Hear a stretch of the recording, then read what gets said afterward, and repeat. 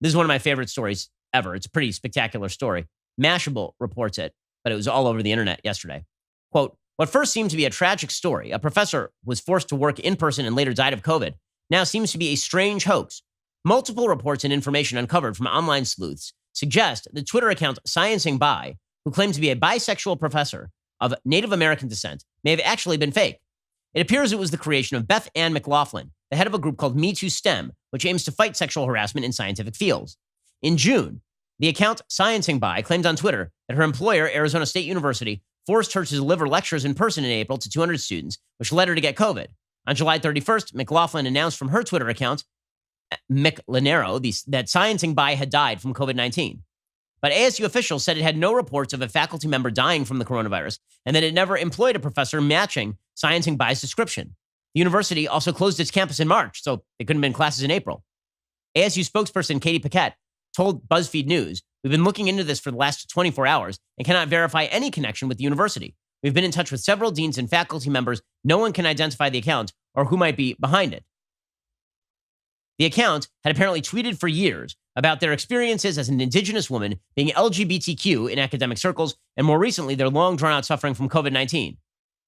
Lots of folks familiar with this particular corner of science Twitter pointed out inconsistency with the stories, including in now inaccessible instances where they apparently used stock images to accompany apparent real-life experiences.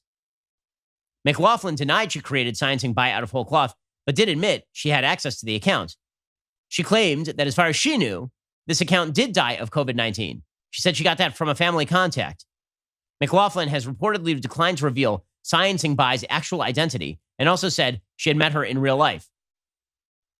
After the alleged death, McLaughlin seemed to suggest they were in an intimate relationship, tweeting, looking at her side of the bed and crying. Just a lot of crying. I literally can do nothing.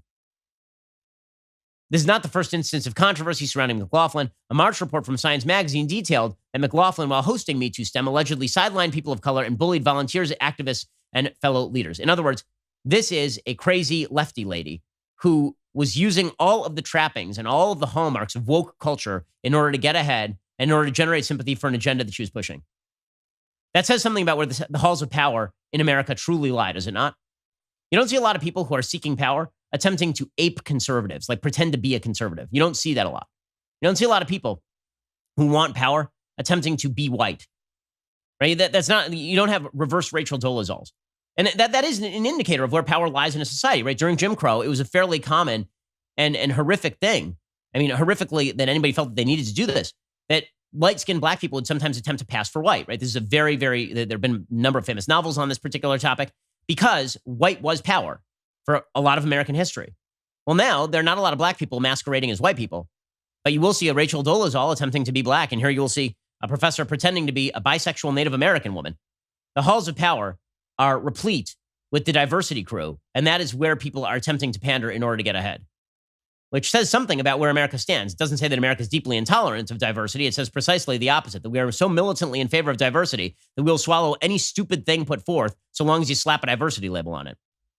Thank you for tuning in to The Daily Wire, one of the fastest growing conservative media outlets in the country. If you enjoyed this video, be sure to give it a like and subscribe to our YouTube channel so you don't miss out on any of our content.